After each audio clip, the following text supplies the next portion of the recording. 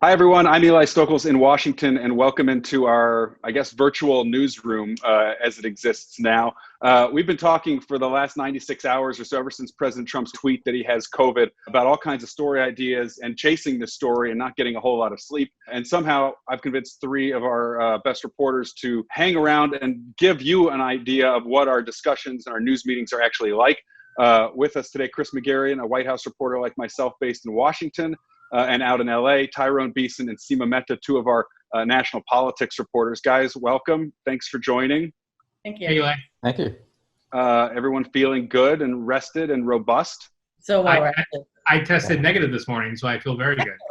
Congrats. And that's because you were on that Bedminster trip on Air Force One last week. So you're still testing because of the incubation period. Is that right? Exactly. They wanted us to wait a few days to see if anything would pop up before you get tested. So yeah. I was on the flight to New Jersey on Thursday where I actually made a comment to my fellow reporters that it was a really quiet day and it felt really strange. And little did we know that the president was going to announce he had COVID a couple hours later. You're always sort of annoyed when you get a boring pool trip and you don't see the president. And then after the fact on this one, you're like, thank God that was such a boring pool trip and I didn't see the president. All right. So it's been, several days, right? He announced this Friday morning at 1 a.m. That afternoon, he's off to Walter Reed in the helicopter. And now, as we record this, he's about to walk out of the hospital, even though the doctors say he's not out of the woods, and go back and to the White House and continue treatment there. Chris, can you just sort of walk us through a little bit? I mean, we've seen outbreaks in the West Wing. We see more on the campaign staff. And we've seen the president kind of, looking to wriggle out of these shackles that he's in. I guess it's no surprise that we're seeing the same Trump in the hospital, coming out of the hospital that we've seen the last 4 years. I think if we've learned anything since Trump started running for president, that there's only one version of Donald Trump. You don't have new tone Trump. You don't have, more presidential Trump. This is the only version of him that you're ever going to see. And it hasn't changed through impeachment or sex scandals or anything else. And now you have him contracting a potentially deadly disease, the kind of thing that would have a lot of people, take stock of what they're doing and how they're living their life and how they're talking about the challenges. And he doesn't seem to be looking to take that opportunity right now. Hours before he tweeted his diagnosis, he was on tape at a fundraiser telling people that we rounded the corner. 10 days before that, he was doing a rally and he said it affects virtually nobody. And so you would think that maybe this would be some sort of epiphany for him. And today he's like, no big deal. Yeah, he basically said, don't be afraid of COVID. And he got some very intense treatment while he was in the hospital. Just to backtrack for a second, while he was in the hospital, he received supplemental oxygen. He received a steroid to help his lungs breathe better. And before he got to the hospital, he received an experimental antibody treatment to help jumpstart his response to the disease. So not only are these treatments that may not be available to the average American, it shows that this is actually a very serious thing and one that can be extremely damaging. Something that you should be worried about. I'd really be interested in hearing, more than 200,000 Americans are dead. And I would like to hear from their families what they think about the president's statement saying, don't worry, this isn't that bad. We can fight through this. And also, he's the leader of the free world. He's going to get the best medical care in the world. It's not the medical care the average American gets. And I think, I expected to see some recognition of that. I don't know why I expected it. I hope to see some recognition of that in statements. And we haven't seen that, and we haven't seen it, quite frankly, from the campaign either, where, yesterday, one of his advisors was on Meet the Press, basically still making fun of Joe Biden for wearing a mask. Earlier today, they were talking about how, well, now the president, he has firsthand experience with coronavirus, while Joe Biden doesn't have that experience. I'm really surprised that this incident hasn't changed any of the messaging at all. It's funny when you say surprised, because I'm still surprised and yet I'm not surprised. You know what I mean? That's exactly right. It's surprising because it's insane, right. But it's also not surprising because we all know Donald Trump's personality at this point, the pathologies, and the narcissism, and you sort of step back from it. What's been surprising again is less how Donald Trump has reacted to the diagnosis, but the fact that just there's no staff really or anybody, the doctors are no match for him. He's out there driving around in his SUV on Sunday in a very tightly sealed, airspace with those Secret Service agents.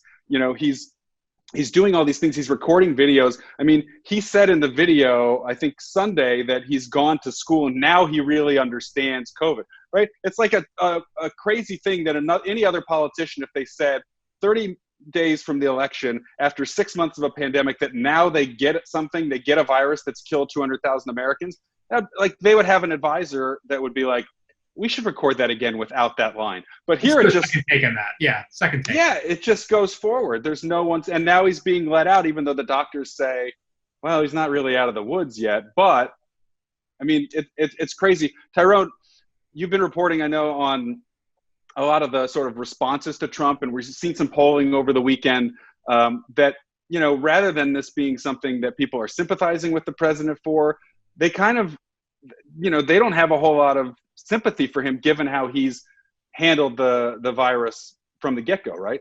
Yeah, it's really true. I mean, from the beginning, the responses, especially on social media, have been brutal toward Trump, and to the effect of, he's getting what he deserves. Now he will know, as you were saying before. Maybe this will teach him a lesson. The Schadenfreude is thick with Donald Trump, and what shocked me about the initial response on Friday and then through the weekend is that, normally when a president is up against the wall, sick, incapacitated, just having a really, really, really bad time, you would expect a certain outpouring of understanding, a ceasing of hostilities maybe, even from people who don't particularly like that president. Not so much with Donald Trump. I mean, he engenders a kind of hostility and aggression from his own countrymen and women that is quite shocking to see in real time. And, there are people obviously on Twitter who were wishing him death from this virus. But even besides that, there were people who just felt as if they couldn't muster the sort of compassion and empathy for a man that they believe doesn't ever show it to other people. And he demonstrated as much, as people have been telling me, at the debate last week with Joe Biden when he mocked him for his insanely large mask or whatever that was. The sort of cavalier attitude that he has about the suffering of others is coming back to haunt him in a way. Now he has his supporters, right? When he took his trip around the hospital with the Secret Service, there were people cheering for him with the Trump signs. But there were a lot of Americans, including the ones I was interviewing, literally at that moment yesterday, who really couldn't find common cause with the president, even though they were. In one case, I was at a COVID testing site. So these are people who are being responsible and going to get tested. And even at a moment like that, they couldn't find common cause with the president, who himself had tested positive only a few days before. Biden is in Miami today, Monday, talking a little bit about the president and his, in response to coronavirus, but trying to focus on other things. But this has really overtaken the campaign. We don't know if there's going to be a second debate, although it seems like plans are on for that. How do you see this playing, over the next 4 weeks, given that it seems like, the president, he's trying to sort of project strength, but people are seeing through it at this point. They're seeing him as a symbol of his own failures. And Republicans are sort of having to buy into this COVID's not that bad message. I mean, this just seems like this is maybe not going the way Republicans needed to go if they were going to have hopes of, saving the Senate and changing the sort of trend lines that the election was already on. Absolutely. Is that your sense? Yeah. If you talk to the Biden campaign, they're not saying much right now because they don't need to say anything because the situation speaks for itself. The Democrats' argument that the president couldn't keep you safe, he couldn't even keep himself safe. It's on every newscast. And I think that is part of the reason that the president wants to leave Walter Reed as quickly as he does, and why he wanted to do the little motorcade show yesterday, because he wants to show his only argument or his fallback is it's really not that bad. But in so many Americans' lives, as we discussed earlier, it is really bad. It's really impacted people. Even if they didn't personally get sick, they saw their economy, just decimated by it. They saw their restaurants and their shops, closed, and they had to work from home and figure out how to school their kids. I mean, this has just impacted people's lives in so many ways that it's almost like the Biden campaign doesn't even need to say anything because it is so palpable and it's so visceral. And it's hard to see how, a couple months ago we were talking about, maybe the economy changes, maybe the virus goes, it really does subside. It's hard to see, people are already voting. I mean, election day is a month away, but thousands of Americans are voting right now, with early voting, with mail-in balloting. And it's hard to see how we're talking about anything else for the next couple of weeks because we're seeing all these spikes all over the country. And people are really bracing for this to get much worse in the winter. So I have a hard time seeing, unless something, huge happens on the foreign policy front or, on the economic front. I mean, it's just difficult to see us talking about very much else aside from coronavirus, for the next couple of weeks. I don't know. I mean, it's like, less than a week ago was the debate, and now I've already forgotten that. And there was Trump's tax returns the week before. So, like, I want to believe you in a way, but I also am pretty skeptical. So when the locusts come, we'll start talking about that. But I mean, it is. I mean, 2020 is incredible. I've never experienced anything like this in my life, and it is sort of like what happens next. With Trump, it's fascinating his message around COVID. And if you dial it back 4 years ago when he won over Hillary Clinton, there was a sense that Trump pulled off something sort of genius. Like, how did he do this? He must have great political instincts. And now all the polls show that voters don't think he's handling COVID seriously. And what is he doing? He's not taking COVID seriously. I mean, you really have to revisit a lot of the punditry that was happening over his administration to kind of look at, well, he's not a master of messaging. He's not a master of politics. Voters are telling him what they want, and he's not giving it to them. He's appealing to a smaller and smaller number of people every day. And he seems to be a prisoner of his own, feelings about illness and things like that. He's not willing to meet the voters where they are. I'd like to add something with Hillary Clinton when it was 9/11. I think I was working that weekend. She was at a memorial service in New York City. She got sick. She ended up having pneumonia, but it was unclear exactly what happened at that time. But she basically her knees buckled and she had to be sort of shoved into her van by her Secret Service agents. And the president's team and the Republicans, they went off on that. Like, he was mocking her on stage and clearly she's totally unfit and physically incapable of, So the idea for him of showing any physical weakness is just so far out of what he feels comfortable with. And then it's really interesting to see the contrast 4 years later with this happening. I wanted to say something about the public's reaction as well. Seema, you talked about this, that people have been living with COVID, and in some communities since the very beginning, it's been a huge trauma, right? Whole families have been devastated by this. I've written about one woman in Detroit who knew of some 30 people who had died from COVID in the Black community there. People of color in particular have borne a huge burden dealing with the pandemic and the economic fallout from this. And to see as I've talked to people over the past several months about this in the Black community, they have expressed a resentment and a distrust for him that is pretty unabiding, right? And it's not in the last few weeks. They didn't trust him from the beginning, and his behavior recently only confirms what they thought about him, that he is untrustworthy, that he does not feel for his people. But it's so striking, to find that the president was doing a photo op on Sunday when I was in Milwaukee a couple of weeks ago, and people, and listening to a church service where this pastor was trying to comfort his flock, many of whom had been affected in some way or another by this pandemic. And it's just the discordance is so striking to me that even in a moment like this, when people need their president to behave in a more serious way and who is sick, to not be putting other people in danger, to not be engaged in photo ops, but to talk specifically about the suffering that so many Americans have endured because of this pandemic, and just bring it down a little bit. And that's what I'm hearing. Just maybe this will be an opportunity for him to dial it down and connect with his people in a way that he hasn't shown a capacity for in the past. Chris made a point on Twitter about this. You likened the drive-by parade yesterday to Lafayette Square, which I know is like 8 years ago when he went and tear gassed people and then strode through Lafayette Square to the church. But it is similar, right? This is a president who is just, that's how he thinks about everything, is optics, photo ops. And the thing I would say with the Bible photo op that has been fascinating to me is that I've seen the Bible photo op more often in Joe Biden's campaign messaging than in Donald Trump's campaign messaging. Donald Trump wanted that image, but it's actually been better for Joe Biden.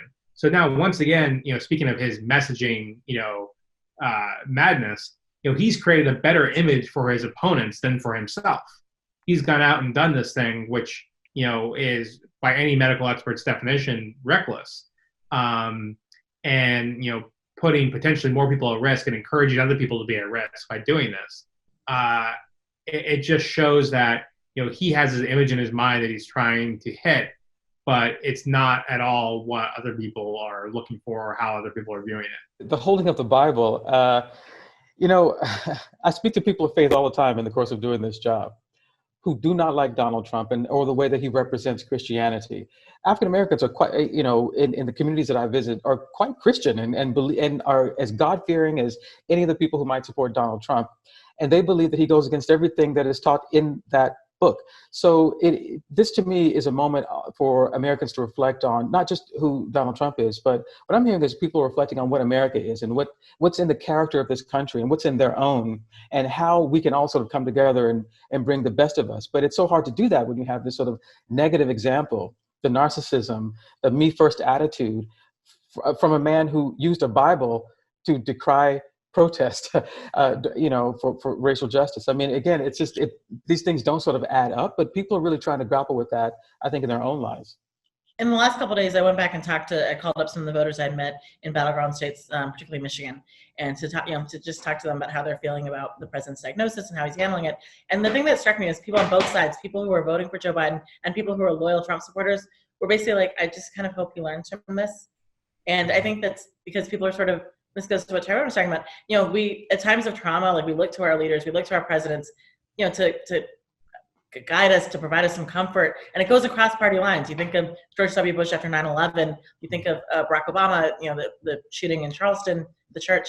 And this is a huge, we're living through history. Like, who thought we would live in a time when, our buildings are shut down and we're all working from home for months at a time and hundreds of thousands of Americans have literally died.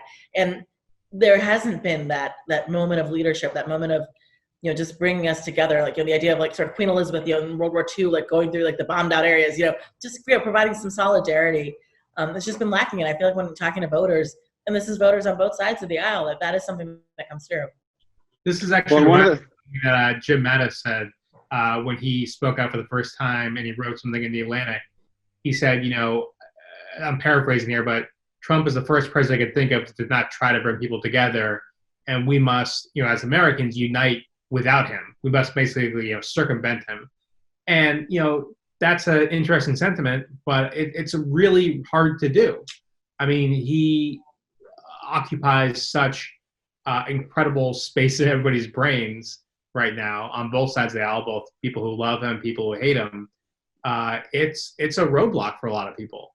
And it shows that, if anything, it shows how important the presidency is to the country, that it's hard to function as a nation without that.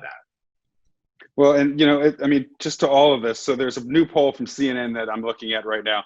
Disapproval of Trump's handling of the pandemic is now at 60%. That's the highest it's been since the pandemic started. And so this is the issue that he was trying to kind of, push past and downplay, as he said. And here it is, front and center in the final 4 weeks of the campaign. Seema, I don't know what else is going to happen in the next 4 weeks, but clearly this is one of the big things that people are going to be thinking about as they send back those ballots or go to the polls. But to everyone's point, I agree that it's just Donald Trump's narcissism, his short-term thinking. He is a prisoner to his own pathologies, and these things that he thinks benefit him, trying to win the immediate news cycle, looking for instant gratification immediately, reacting to every little thing that happens on TV. This crops up in March, and his concern is like, let's just pretend it's not so bad and make settle down the stock market. It snowballs, right? And the narcissism and the short-term thinking, they are just so self-defeating in the end, because anybody with a sort of team around them that could speak and say, listen, we can't just talk our way out of this. We need a plan. The best politics, sir, since everybody apparently calls him sir, the best politics, sir, would be actually to get the response right and to encourage everybody to wear masks and not politicize this and not try to gaslight people about it. And, you can't gaslight people in a pandemic that doesn't listen to what you're saying and is just, this murderous plague that preys on people, especially poor people. And, that's sort of where we are. And so the numbers at this point just are not something that you can just push out of the way. And, but still, we're just not getting much different from the president. And I don't know how it's going to go the last couple of weeks, if he's going to be able to get people. I think he will get his supporters to come to the rallies if he holds a rally.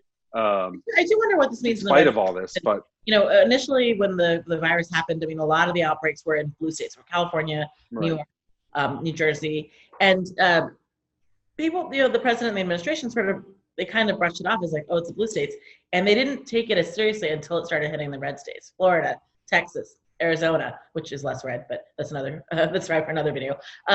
But once it started, going into more southern areas, more rural areas, it seemed like then they did begin to take it more seriously. And I do wonder about voters in these areas who did overwhelmingly support Trump, how they feel after watching this. It's like, particularly in Florida. Florida is a really important state. There are a lot of seniors there who traditionally would have been Trump supporters, but after watching the number of people who have died there, notably senior citizens, I mean, I just think it's, there are so many voting groups. I'm really interested to see what they end up doing, who traditionally would have been Trump supporters, but who have seen, this pandemic, ravage their communities. Yeah. Ironically, the state with the fastest, growing caseload right now is Wisconsin, a state that Trump has gone to as much or more than most other states, and that he needs Wisconsin. He needs a lot of these states. And, Iowa. I mean, Iowa was like so firmly in its home, and now it's in play. Yeah. It has so many hot spots. Yeah. Yeah, I think, more and more, the president requires his supporters to live in his own reality. He creates this distortion field, and he's inviting his supporters to live in there with him, where the pandemic's not that bad. You don't need to worry about the people dying in blue states. And there are a lot of people who are willing to do that. Yeah. But unclear if there's enough to win an election. There's a lot of Americans who absolutely cannot retreat into that reality because the one staring at them is unemployment. It's loved ones who've been killed by COVID. That reality is distant. I mean, there's no way they're going to step into that. And in battleground states like Wisconsin, where I was a couple weeks ago, which also saw the flare-up in Kenosha over the shooting of Jacob Blake. I mean, people are dealing with real-world issues, and they don't have time, and they don't have the luxury of retreating into an alternate reality or an alternate set of facts. And the interesting thing about, I think a couple months ago, the argument that who could have seen this coming? We've never experienced anything like this in our lifetimes. That maybe that had a little bit more sway, but now after months and months and months of seeing other countries deal with it, get it right, have a slim fraction of the number of deaths we have. Look at New Zealand. Obviously we have a small population, but they're proportionally, the number of deaths they had is like so minuscule compared to us. At some point, I think it's just, there's just a realization that we have really handled this very, very poorly. And one fascinating thing about Trump, going back to what Tyrone said about real world issues, is, watch a Trump rally from beginning to end. And, what does he talk about? Is he talking about issues that affect your daily life? He's often talking about Spygate. He's talking about what he saw on television. He's talking about, how the pandemic's not a problem anymore. So sometimes he talks about jobs and the economy and things like that, but a lot of it is just his own riffing.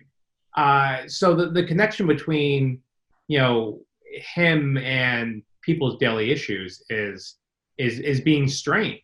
And a lot of people are there to be entertained, or there to hear what the president has to say, to see what he'll say next. He, likes to entertain his crowds, and people enjoy that. But when it comes down to it, I think people are going to be wondering, well, if this is what he's focused on, what is in it for me?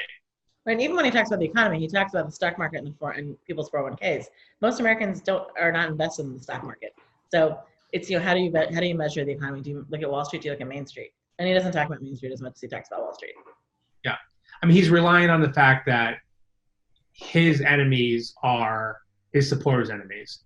The media, the Democrats, the liberals, the college-educated professors, all those people are out to get you, and, they're out to get me because they're out to get you. Which is obviously a very, angry message. And, it's just a question of, can he convince these voters that what ails them is really somebody else's fault when he's been in charge? I think he's going to have a problem with that in Wisconsin. Walking and driving around the streets of Kenosha, Main Street, USA, is boarded up. But it's boarded up because people want to prevent vandalism and theft. But on A lot of the plywood, and this is something that I talked about in the story that was in the paper just yesterday. There are messages of love. There are calls for unity, for peace. There are people quoting from the book of John about darkness succumbing to light, about love overcoming hate. Americans are really, really thirsty for something more than what they are being offered, I think, by the president. And I can't say who wrote those things, right? Democrats, Republicans, Independents. But what struck me is that this community, which looks so much like small towns all over the country, right? People are calling for love, not for tearing down the country or anarchy or, saying something spiteful to your neighbor, but loving them.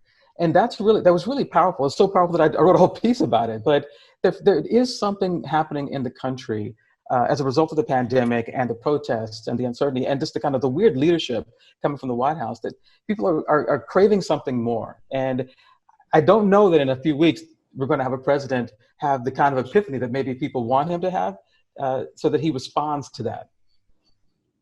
Well, so far it's been, almost 4 years, and I don't think I've seen too many epiphanies, if we've seen any. So we'll hold our breath for that, I guess, but not too long, I don't think. Before we wrap up, reporting in this moment, right? We've all been reporting in a pandemic for months now. We've all kind of gotten used to it. There are a lot of events that we just don't go to. We're not seeing nearly as much retail campaigning. Chris and I know have been to a handful of Trump rallies.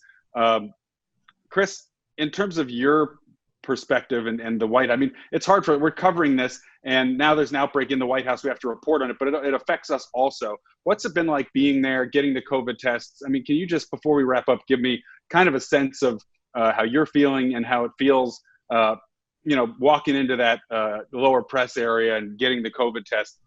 Is the anxiety level, does it seem different at this point? And how do you think it's going to play out the last 4 weeks of the campaign? I would say, my anxiety ebbs and flows. I got used to going to the White House, even under these circumstances. Every now and then I would go, I'd get my test, it felt okay. But there's also a sense of expectation that everybody else was taking it seriously.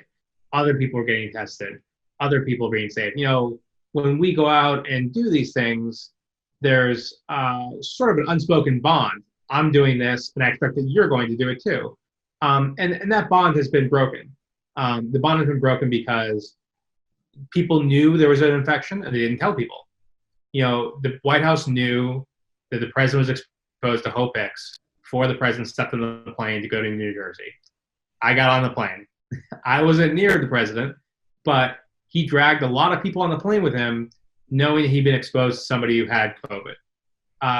That is we talk about trust in the president, whether or not we can trust the things he says, but there's also the kind of unspoken, trust of, are we all going to be safe doing this? And, that's going to be a challenge going forward, as far as, how we're going to cover him and what position we put ourselves in his presence. Yeah, it's hard to give him the benefit of the doubt now. Seema, Tyrone, are you guys, do you have any plans to get out there? Are you going to any of these debates? And I can tell you from being in Cleveland, it was pretty sleepy. Yeah, there were not a lot of people there. Yeah, I'm going to Salt Lake City for the VP debate. I'm flying there tomorrow, and I've been flying. I've been traveling in battleground states. It's it's like everything else. The virus has just changed how we live our lives and how we travel, and the basic kismet. Interviewing voters when you have a mask on and you're trying to stay 6 feet away from them. It's not the most conducive way to do it, but you got to do it. But I do miss talking to voters because we have polls, but I do miss talking to voters and hearing what they're thinking and what's going on in their lives, and we're trying to do that, but we would normally be doing it a lot more.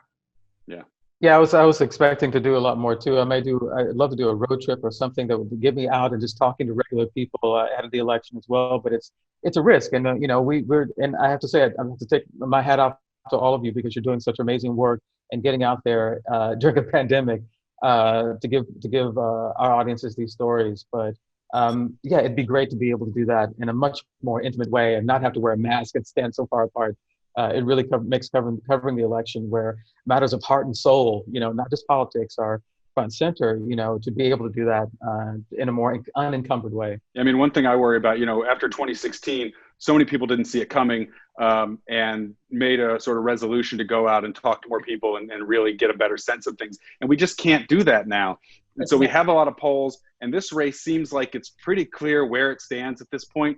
But you have to just step back and remind yourself that, like, we actually don't know, especially in a pandemic, what the electorate will look like, what various legal challenges and state decisions in terms of mail voting and changes at the postal service. Like, we just don't know what the electorate is going to look like. So the polling is, it's got to be difficult. Pollsters have never, in talking to pollsters, they've never polled in this environment before. Sometimes people are really bored and they really want to talk to you, but how is that skewing? I mean, we don't know how that's, skewing the polls. And that said, 4 years ago, if you look at what the poll said, it's not what happened on election day. So I think that, being able to go out and talk to real people that's why it's so damn valuable. And that's why it's such a shame we can't do it. Yeah, it's tough to do. And, we're going to be doing as much as we can over the next month and through the election, not to get it right, but just to sort of hopefully capture what is happening and how people are reacting to it. And we'll see where it goes. Maybe we'll do another one of these virtual news meetings. But it's been fun chatting with all of you. Thank you for making some time during an insane time. Seema, Chris, Tyrone, thanks very much. And thanks to you for clicking and watching and for reading the LA Times. We'll see you next time.